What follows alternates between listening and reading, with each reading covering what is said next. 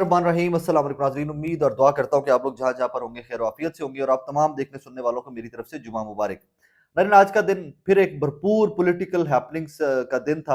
आज फिर political happenings, courts हो जाएं, सदारती ऑर्डिनेंस हो जाए कहीं कहीं से, और फिर लाहौर का जलसा हो जाए तहरीक इंसाफ का, लाहौर हाईकोर्ट हो जाए। खबरें ही खबरें हैं आज भी।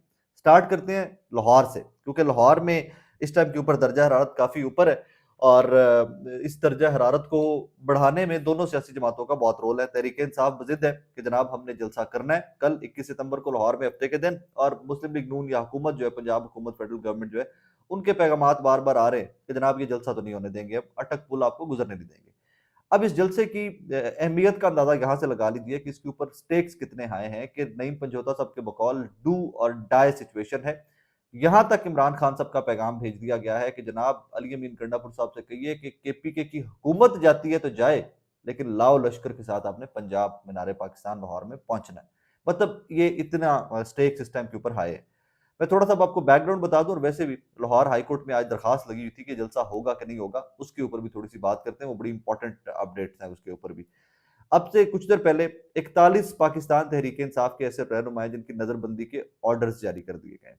ऑब्वियसली नजरबंदी के ऑर्डर्स तब जारी किए जाते हैं जब आप पैनिक सिचुएशन में होते हैं, क्योंकि मेरी इतलात ये है, और कुछ आप लोगों ने फुटेजेस भी देखी होंगी, कि पाकिस्तान तहरीक इंसाफ की खवातीन रहनुमा जो हैं, वर्कर्स जो हैं, वो गली मोहल्लों में जाकर बाकायदा कैंपेन कर रही हैं और लोगों को मोबिलाइज कर रही हैं इस जलसे के लिए।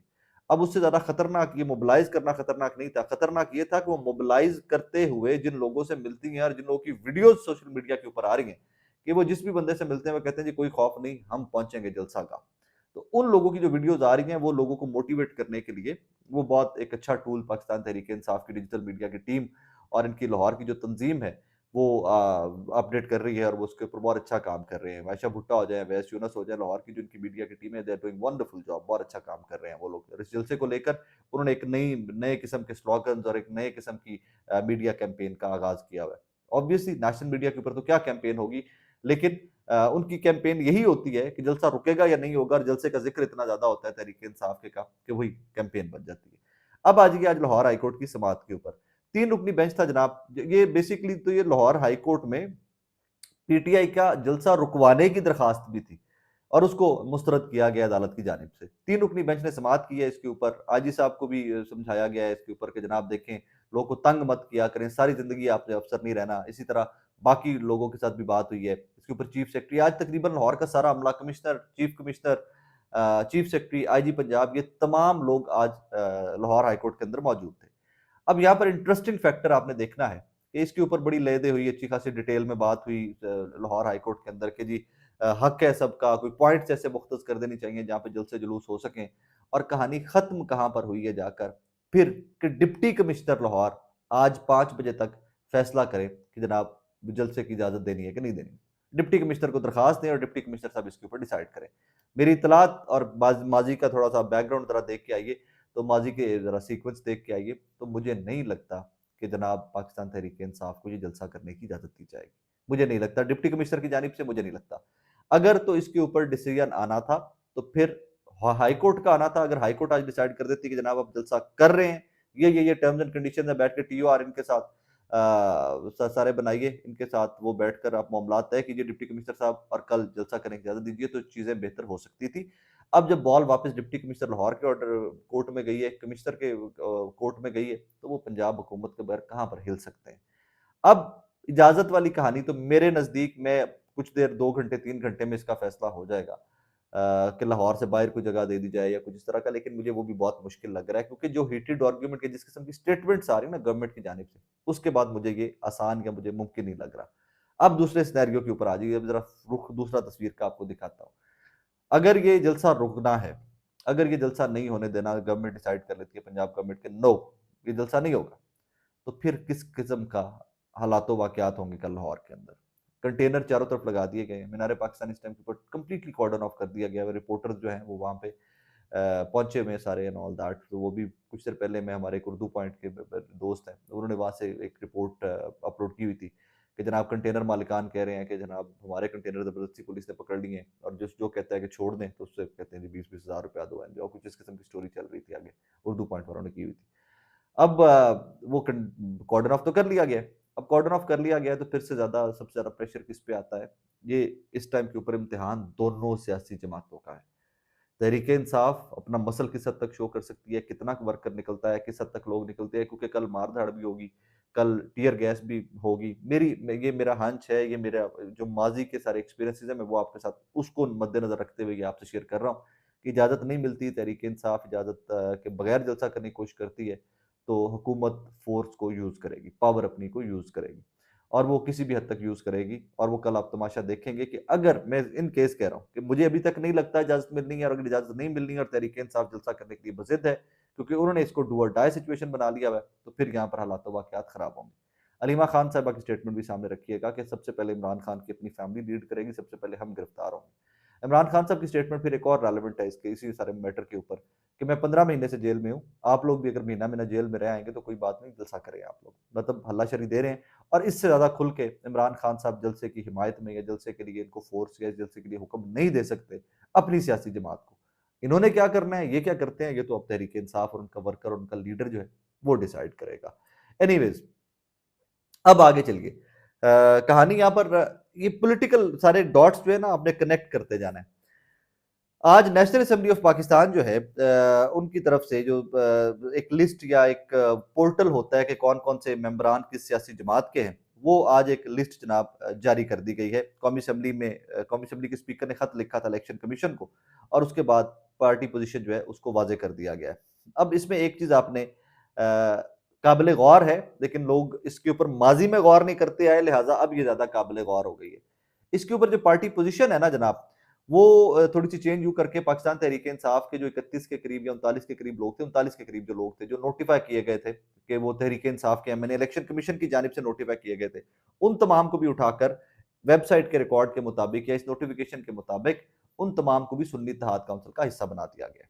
अब इसमें समझने वाली बात है, इसका भी थोड़ा सा बैकग्राउंड ये है कि अगर मैं ये वेबसाइट पहले भी चेक करता रहा हूँ, रूटीन में चेक करता रहा हूँ कि पार्टी पोजिशनिंग क्या है, क्या नोटिफाई किया है सुन्नी इत्तेहाद काउंसिल के उन 39 लोगों को इलेक्शन कमीशन जिन्होंने नोटिफाई कर दिया कि तहरीक इंसाफ के उम्मीदवार ये लोग हैं, एमएनएज हैं, सुप्रीम कोर्ट के फैसले के बाद। तो इस वेबसाइट के ऊपर, नेशनल असेंबली की वेबसाइट के ऊपर, वो कभी भी तहरीक इंसाफ के 39 उम्मीदवार नहीं थे, वो तब भी सुन्नी इत्तेहाद काउंसिल के अकाउंट होते थे। अभी रिसेंटली पिछले हफ्ते हम शो की तैयारी कर रहे थे इस्लामाबाद से, तो उस दिन भी हमने ये चेक किया था, तब भी ये वहां पर थे। अब ये जरा थोड़ी सी इसका बैकग्राउंड मैं आपको बता दूं। कौमी असेंबली सेक्रेटेरिएट ने नई पार्टी पोजीशन जारी कर दी है, जिसके मुताबिक पीटीआई के 80 अरकान को सुन्नी इत्तेहाद काउंसिल का रुकन जाहिर किया गया है। कौमी असेंबली सेक्रेटेरिएट की जानिब से जारी बयान में नून लीग पीपल्स पार्टी जेयूआई से वापस ली जाने वाली नशिस्तों का पार्टी पोजीशन में जिक्र किया गया है। नई पार्टी पोजीशन 18 सितंबर को जारी की गई है। एलामिया के मुताबिक हुकूमती बेंचेस कौमी असेंबली में मुस्लिम लीग नून 110, पीपल्स पार्टी 69, एमक्यूएम 22, काफ लीग 5, आईपीपी के 4, मुस्लिम लीग ज़िया, बलूचिस्तान अवामी पार्टी और नेशनल पार्टी का एक एक रुकन है। कौमी असेंबली सेक्रेटेरिएट के मुताबिक हुकूमती बेंचेस पर 20 मखसूस नशिस्तों के सिवा 213 अरकान हैं, जबकि अपोजिशन बेंचेस पर सुन्नी इत्तेहाद काउंसिल के 80, जेयूआई के 8, पीटीआई के हिमायत याफ्ता 8, आज़ाद अरकान, पीके मैप, बीएनपी मैंगल और एमडब्ल्यूएम का एक एक मेंबर है। अब ये तो खबर का आ गया बैकग्राउंड। जनाब कहानी क्या है कि फड्डा है, हाँ, सुप्रीम कोर्ट के 8 रुकनी बेंच ने कह दिया कि जनाब इनको नोटिफाई करें, इनको मखसूस नशिस्तें दें, ये तहरीक इंसाफ के उम्मीदवार थे, तहरीक इंसाफ के एमएनएस काउंट होंगे, पार्टी पोजीशन चेंज होगी, सुन्नी इत्तेहाद काउंसिल से आगे जो जो रिटर्न दे देगा कि जनाब ये लोग वहां पर जाना चाहते हैं, तो इनको वहां जाने की पाकिस्तान तहरीक इंसाफ ज्वाइन करने की इजाजत दी जाए, एफिडेविट दें, एफिडेविट की वो वेरिफिकेशन हो जाए पार्टी चेयरमैन की जानिब से, and end of the story. Clear cut यहां पर इस सारी तफसील के मुताबिक clear cut supreme court of Pakistan के 8 रुकनी बेंच का फैसला मानने से इनकार कर दिया गया, और वो कह दिया गया कि जनाब जो अंदाजे कर लो। इसके ऊपर स्टेटमेंट्स आ रही हैं, कल की बता तरण साहब का प्रेशर जो है वो सुनिए, इसके ऊपर लड़ाई है और खुल के लड़ाई है, जंगो जदल है, और जो जिस हद तक जंगो जदल जा सकती है, आई थिंक हुकूमत अब उसके लिए रेडी है, क्योंकि मैं बार बार आपको कह चुका हूं कि सर्वाइवल की जंग है। हर वो चीज के जो ये माजी में गलत कहते आए, अब वो सारा कुछ ठीक है। और इनके लिए काजी फाइजा साहब, सुप्रीम कोर्ट के चीफ जस्टिस जो है पाकिस्तान के, काजी फाइजा साहब को कितने के यू टर्न इस हुकूमत के साथ या कितनी कलाबाजियां लगी इस हुकूमत की और सबकी, वो भी जो है वो कहानी, अगली स्टोरी जो है वो उसके ऊपर है।